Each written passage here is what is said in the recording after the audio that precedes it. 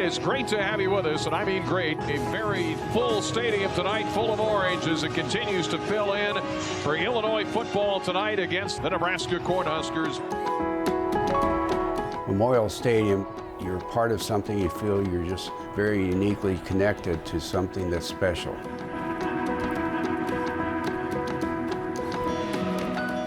My name is Dean Messenger, and I'm the third generation owner of the tickets that our family's had since 1923.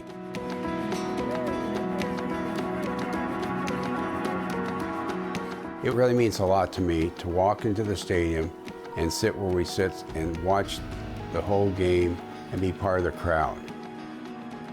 I'm home again. Illinois in hurry-up mode. Back to pass, Allmeyer out of the shotgun. Lob right, looking for Pat Bryant, and he's got it at the 5 to the goal line. Touchdown! I've always looked at the stadium as more than just a football stadium. I think a lot of people like the experience of being at that stadium. It's a classic piece of art. It's just a wonderful experience.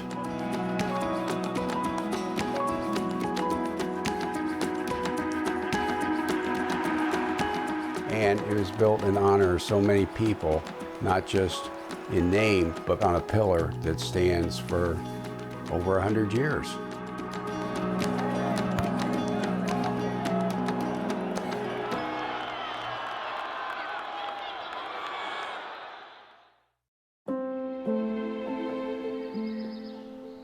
Memorial Stadium has been dazzling audiences since its debut in 1924. Throughout its 100 years, these hallowed grounds have set the stage for some of the most unforgettable moments in Illinois history.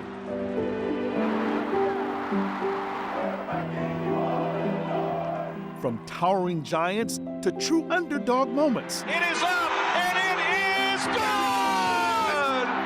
good! Memorial Stadium has stood proudly, an iconic landmark dedicated to those who gave their lives in service. And it all started here. Sports at Illinois were played primarily at Illinois Field, which had a grand fence around it and 2 entrances that were tall enough to accommodate carriages. There was a stadium called the Lumberyard. It could seat about 17,000 students. A baseball stadium and track was run on that same spot. In 1920, football fans crowded into a packed Illinois field to watch the Big Ten championship game versus an undefeated Ohio State.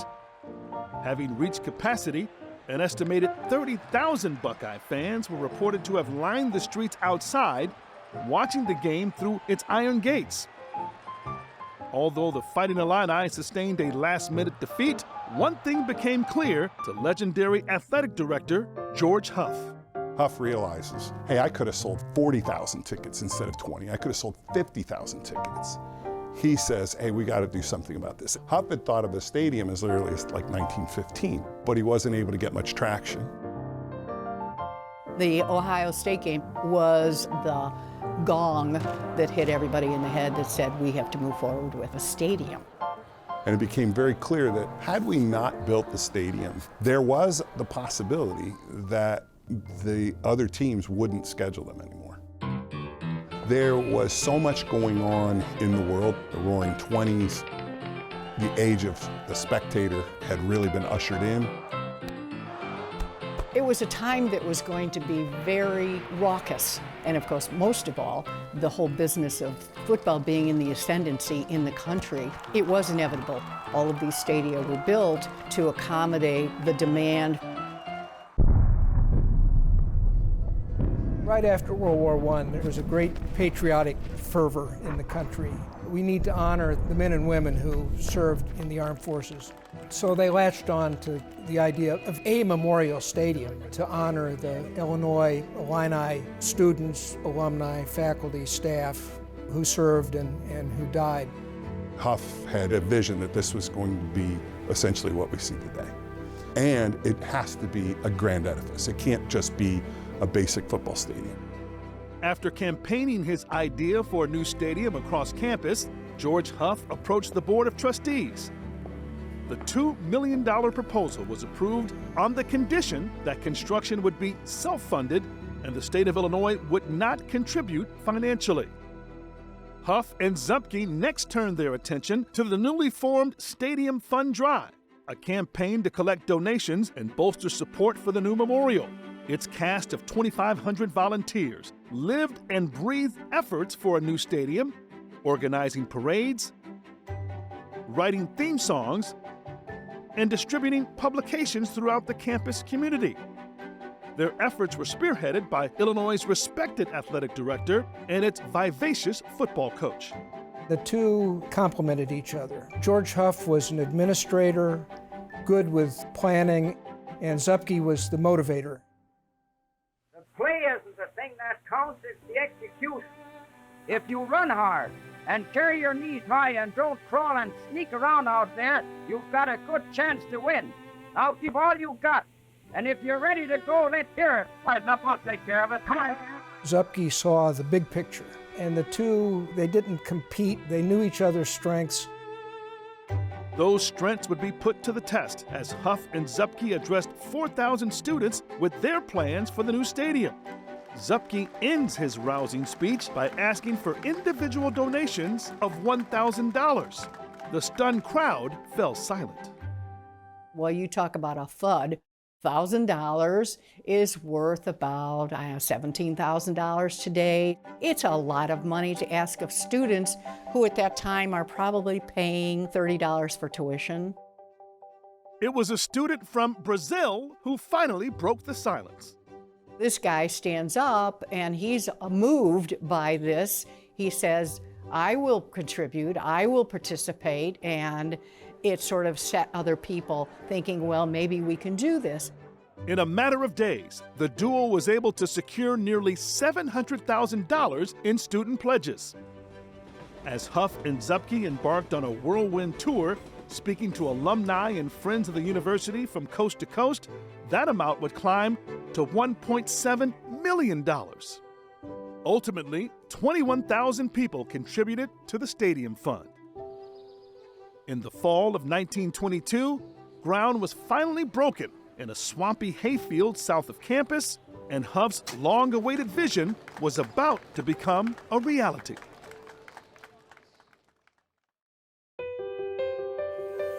As construction of a new stadium at the University of Illinois got underway, alterations were being made to its final design.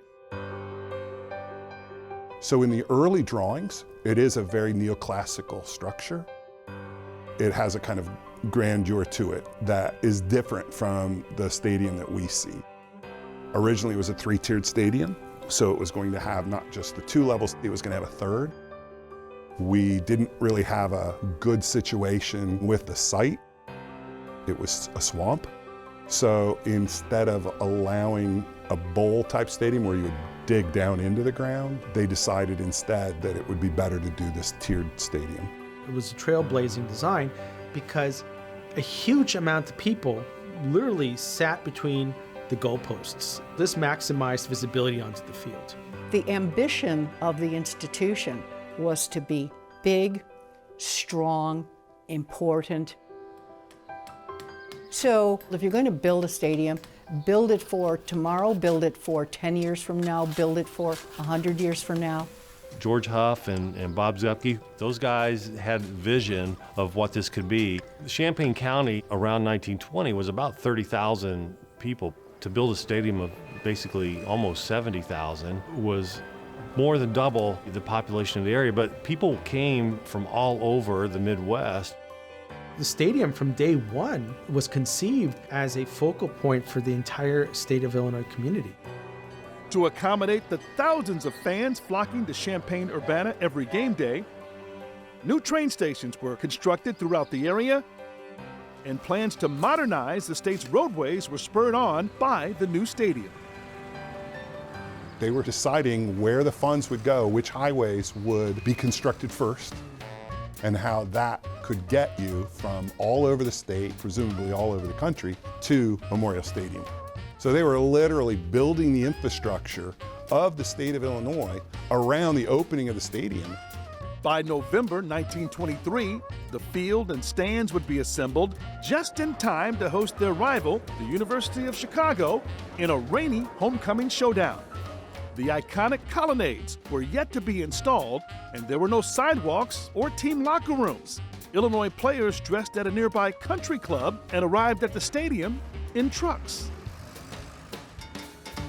Even though it wasn't completed, they filled all the seats that they could have because it was the very first game here. It was still heavily a construction spot. There's stories about people losing their shoes in the mud. Not only was it the new stadium, but you had a team that was fighting for first place in a championship. It certainly gave everyone who attended an experience of what the stadium could look like when it's completed. The 1923 game is what today we'd refer to as a soft opening. The state of the edifice between 23 and 24 is pretty dramatic. In just over 2 years, 3,600 skilled workers poured 12 million pounds of cement, shaped 3,200 tons of Pittsburgh steel, and laid 1.2 million bricks to bring George Huff's vision to life. Gracing the east and west stands are 200 limestone columns bearing the names of 184 fallen Illini lost in World War I.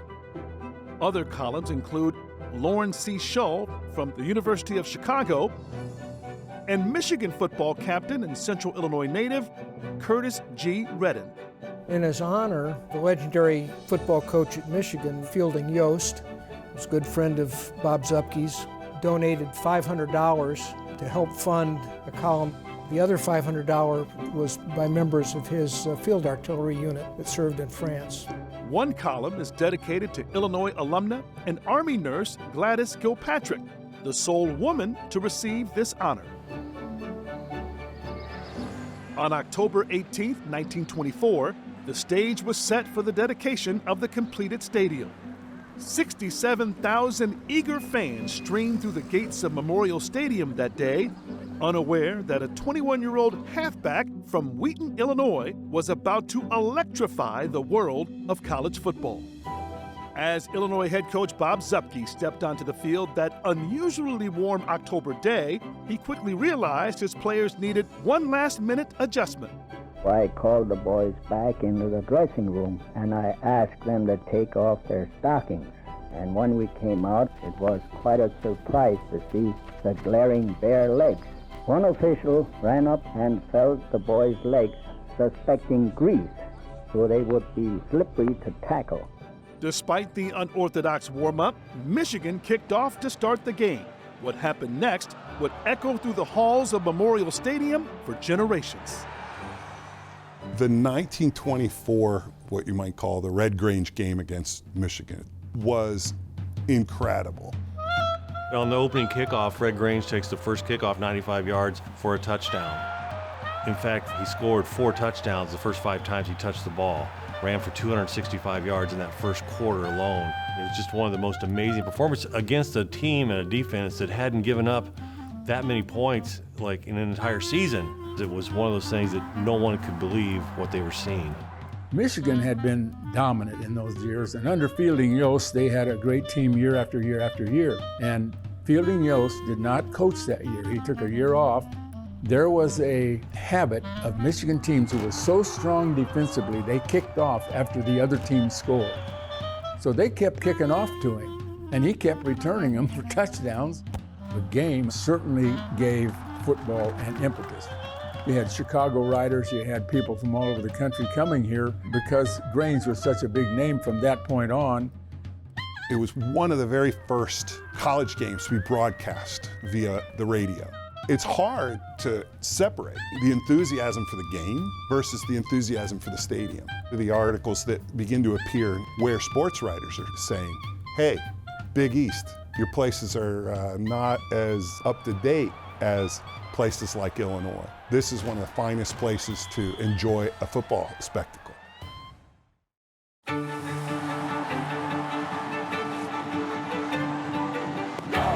Memorial Stadium at the University of Illinois Urbana-Champaign has been the backdrop for many of the most memorable moments in Illini football history.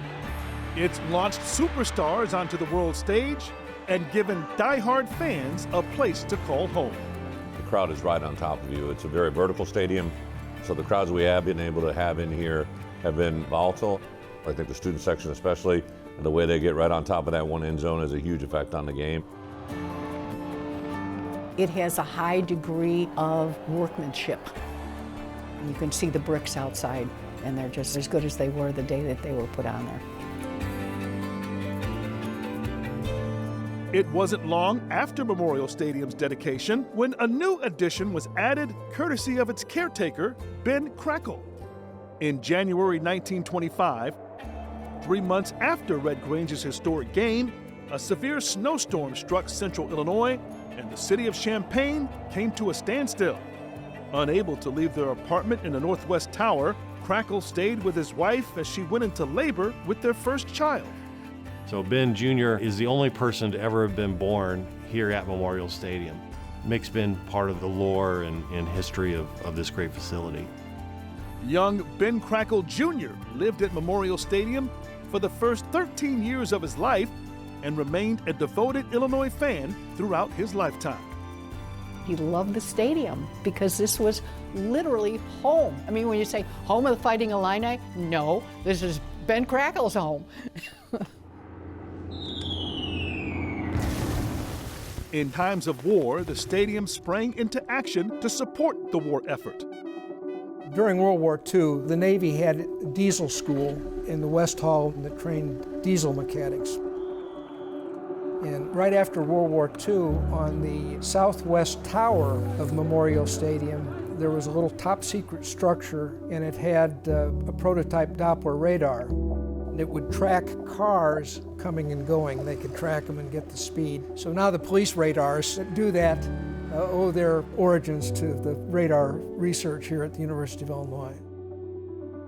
Years later, following the nation's embrace of television, the university's cable channel, WIOL-TV, had its humble beginnings in makeshift studios beneath the stands of Memorial Stadium. One of the venue's largest audiences came in 1985. Live from Memorial Stadium, this is the Channel 3 News. Good evening, I'm John Paul, live in the press box with an extravagant view of the giant show down there, the Farm Aid Show this year.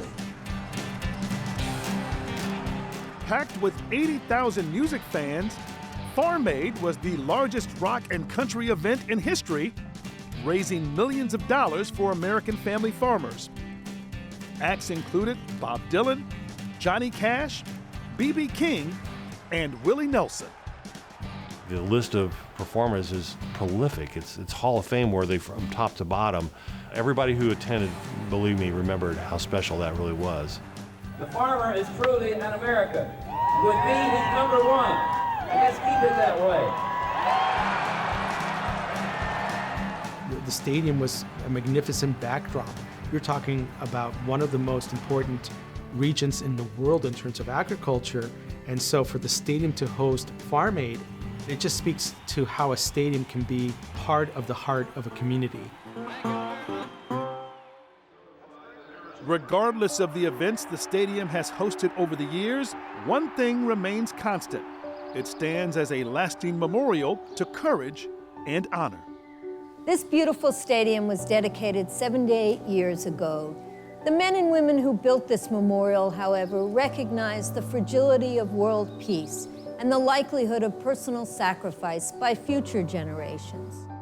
The University of Illinois solemnly extends the 1924 dedication of Memorial Stadium to honor all alumni, students, faculty, and staff who have served and will serve in the United States Armed Forces.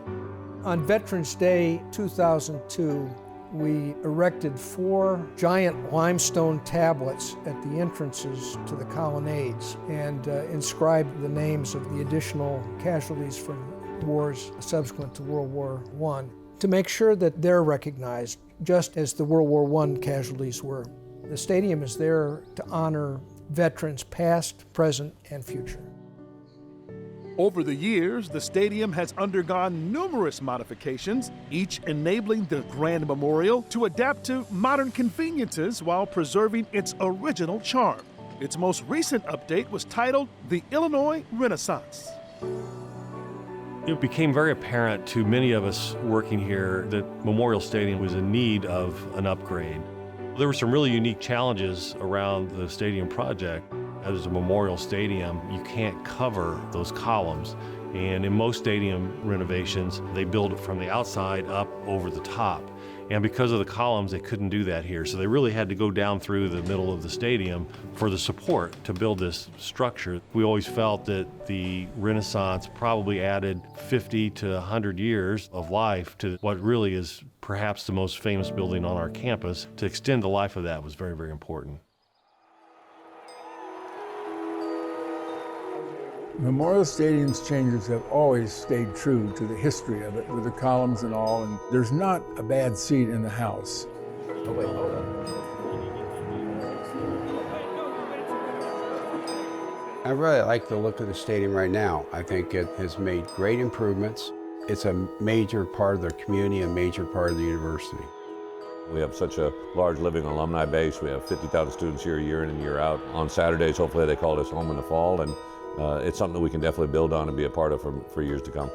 This is certainly the proudest day of our year. You just only have to look across the field. I don't think that this is the kind of stadium that you just knock down and you build something that will never compete with the look, the heft, and the importance of this one. It looks great. That's what happens when you build your house of brick, like the Three Pigs. If you build your house of brick, nobody can huff and puff and blow it down. This is a house for eternity. He pitches it back to Rupp, swings to the right side, to the 15, to the 10, to 5, touchdown, Illinois!